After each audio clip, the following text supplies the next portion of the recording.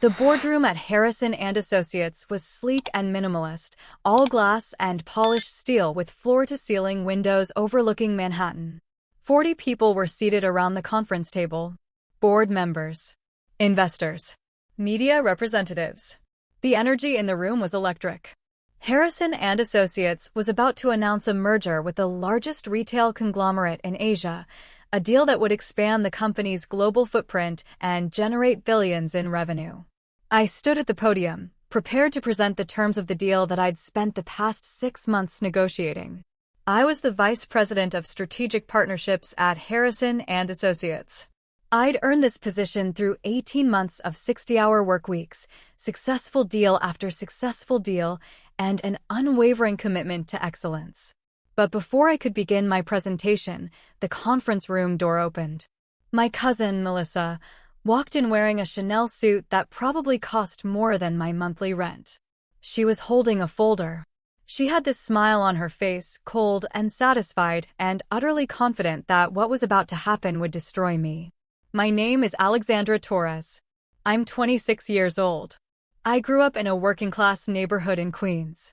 My mother raised me alone after my father passed away when I was 3. She cleaned houses for rich families in Manhattan. She worked night shifts at a hospital.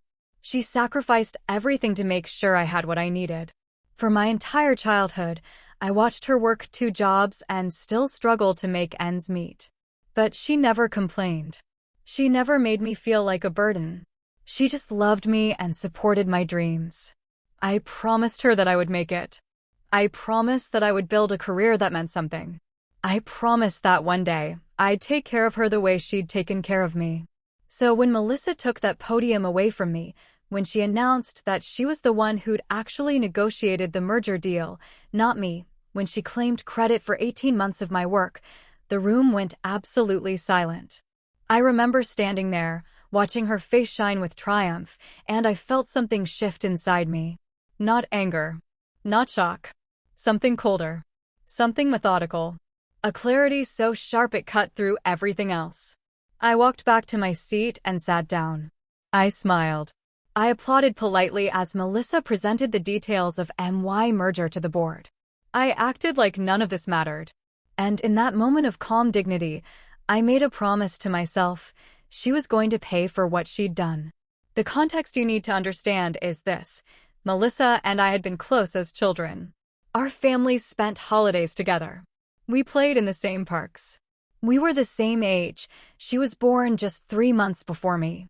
But our circumstances were completely different. Melissa's parents were wealthy. They owned multiple properties. They traveled constantly. They gave Melissa everything. Designer clothes from infancy. Private schools. A trust fund that would set her up for life.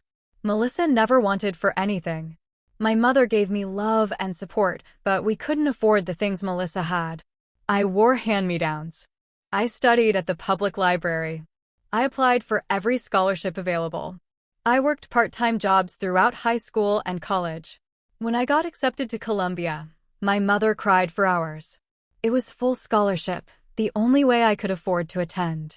But even with a full scholarship, there were expenses. Housing, books, supplies, a laptop. My mother helped where she could, but we were stretched impossibly thin. That's when Melissa appeared in my life like a savior. She was attending NYU at the same time, on her parents' dime, living in a beautiful apartment in the Upper West Side. She proposed that I move in with her and her roommate. She said I could have the 3rd bedroom for practically nothing. She said we could share expenses, and it would be cheaper than a dorm.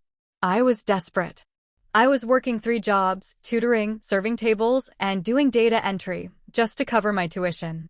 The offer felt like a miracle. I moved in with Melissa. What I didn't realize was that I was moving into a situation that had been carefully calculated to destroy me. For the first 6 months, everything seemed perfect. Melissa was wonderful. She introduced me to her friends. She took me to nice restaurants. She offered me clothes from her closet, designer pieces I could never afford. She made me feel like I was part of her world. She made me feel like, finally, I wasn't struggling anymore. Then she asked me for a favor. "Alex," she said one evening, "I have this amazing opportunity. The Adler consulting firm is looking for interns. I'm interviewing next week, but I'm not very good at the interview process. You're so much better at presenting and speaking. Would you mind doing the interview for me? You could use my name and say it's you, and I'll give you half the salary. Easy money. I was horrified. Melissa, that's fraud. That's identity theft. I can't do that. Come on, she said. It's just an internship. They'll never know. And you need the money, don't you? Your mom's been worried about your tuition for next semester. She'd said the right thing. She'd identified my vulnerability. She knew I was desperate. But I refused. I said no. I said I'd help her prepare for the interview instead, but I wouldn't impersonate her. What I didn't know was that Melissa was already implementing a backup plan. 3 weeks later, I was called into the dean's office at Columbia. There was a meeting with my academic advisor and the dean of student affairs. They explained that there had been discrepancies in my financial aid application. My application stated that I lived with my mother in Queens, but my current residence was in Manhattan.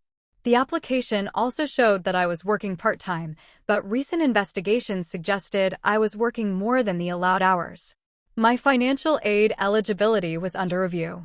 Potentially, I'd have to repay the portion of my scholarship I no longer qualified for. I was confused and panicked. I explained that I'd recently moved in with a cousin to save money. I explained that I was working the hours approved by the university. I had documentation for everything. But the dean said that there were inconsistencies that needed to be resolved. In the meantime, my financial aid would be frozen pending investigation.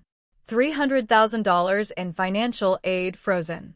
I went home that night and confronted Melissa. I told her what had happened. I asked if she knew anything about it. She denied everything. She said it sounded like a clerical error and that I should contact the financial aid office to sort it out. What I didn't know was that Melissa had called the financial aid office herself. She'd claimed to be a concerned family member who'd noticed that I was misrepresenting my living situation. She'd reported me for potential fraud. It took me 2 weeks to clear up the confusion. I had to provide documentation, meet with financial aid advisors, and have my mother contact the university to verify her support. Eventually, my aid was reinstated. But I learned a very important lesson. Someone I'd trusted had deliberately tried to sabotage my education. I moved out of Melissa's apartment that day. But Melissa wasn't finished. Over the next 4 years, as I completed my undergraduate degree and then pursued my MBA at night while working full-time, Melissa continued her pattern of sabotage. She would befriend my coworkers at various jobs I held and plant seeds of doubt about my reliability. She would show up at professional events where I was present and create awkward situations. She would post things on social media that suggested I was unstable or unreliable. She was systematically trying to destroy my professional reputation. When I landed my job at Harrison and Associates after graduation, I thought I was finally escaping her reach. I was working in a different industry, in a different part of the city, with people who had no connection to Melissa. I should have known better. I was so focused on my work, on the merger deal that would be my big break, that I didn't notice Melissa had gotten a job at a boutique consulting firm that occasionally worked with Harrison and Associates. She'd insinuated herself into industry circles. She'd made connections.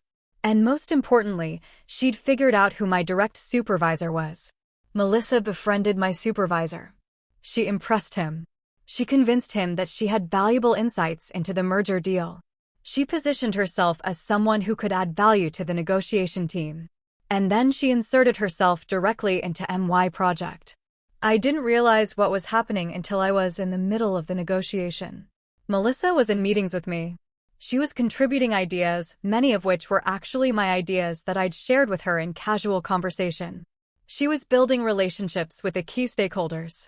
She was slowly, methodically, positioning herself as equally important to the deal's success. By the time I understood what was happening, she'd already built enough credibility that when it came time to present the finalized deal to the board, my supervisor suggested that both Melissa and I present it together. I was thrilled. I thought we'd share credit. But Melissa had a different plan. The night before the board presentation, she went to my supervisor and told him that I'd been struggling with the technical aspects of the deal. She said she was concerned about my presentation skills. She suggested that maybe she should present the full deal while I handled questions. My supervisor, who trusted Melissa, agreed. He told me that morning that there had been a last-minute change to the presentation schedule. That's why, when I walked into that boardroom, Melissa was standing at the podium with MY presentation deck. She was presenting MY merger. She was taking credit for MY 18 months of work. I could have exploded. I could have confronted her right there. I could have made a scene that would have destroyed her in front of the entire board. Instead, I smiled. I applauded. And I began a very careful, very deliberate investigation into my cousin's life. Over the next 2 weeks, I did what I do best. I analyzed information. I traced patterns. I connected dots. I discovered that Melissa didn't actually have a job at that consulting firm. She'd been using their office space, their name, and their reputation without authorization. She'd misrepresented herself to secure access to confidential materials related to the Harrison and Associates project. She'd essentially stolen a consulting position. I discovered that her apartment in the Upper West Side, the one I'd moved into years earlier, had been purchased by her parents, but it was registered in a way that suggested financial fraud. Her parents had structured the purchase to avoid certain tax implications, and the documentation looked questionable. I discovered that Melissa's designer wardrobe, her expensive lifestyle, her constant travel, all of it was funded by her parents' money, but there were inconsistencies. Money was moving through various accounts in ways that suggested tax evasion or money laundering. Most importantly, I discovered that Melissa had accessed confidential company files that she shouldn't have had access to, files related to the merger.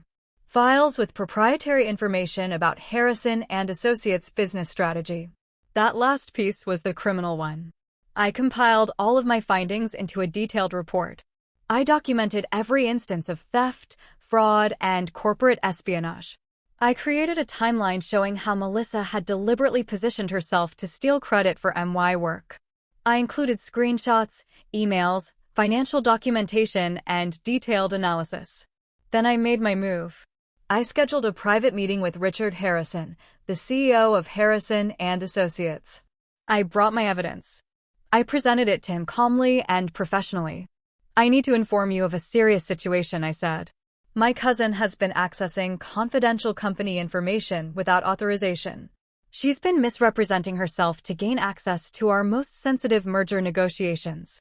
And she's orchestrated a campaign to take credit for work that isn't hers.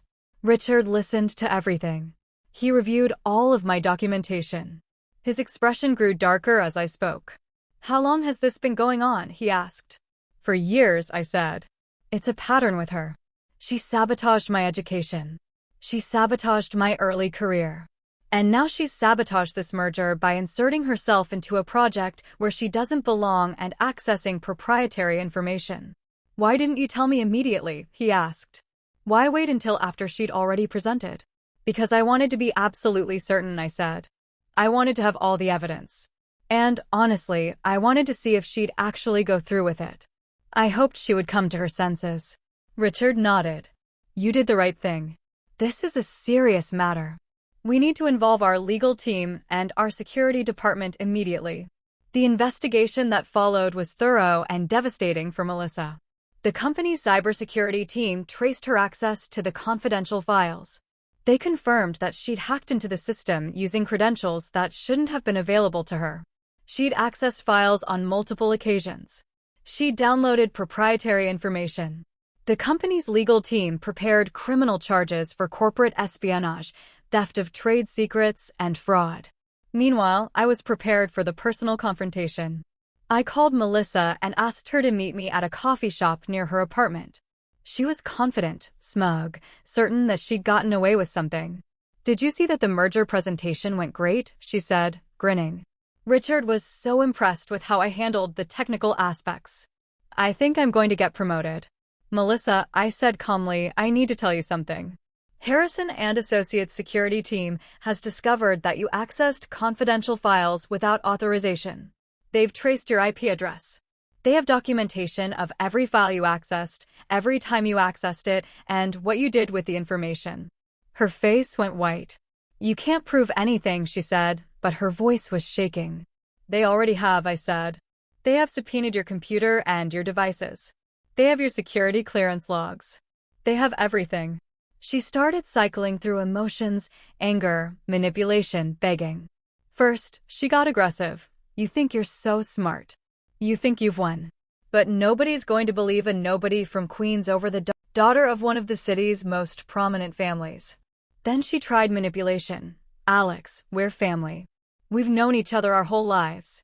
This is just a misunderstanding. Let me talk to Richard. We can work this out. Finally, she begged, please don't do this.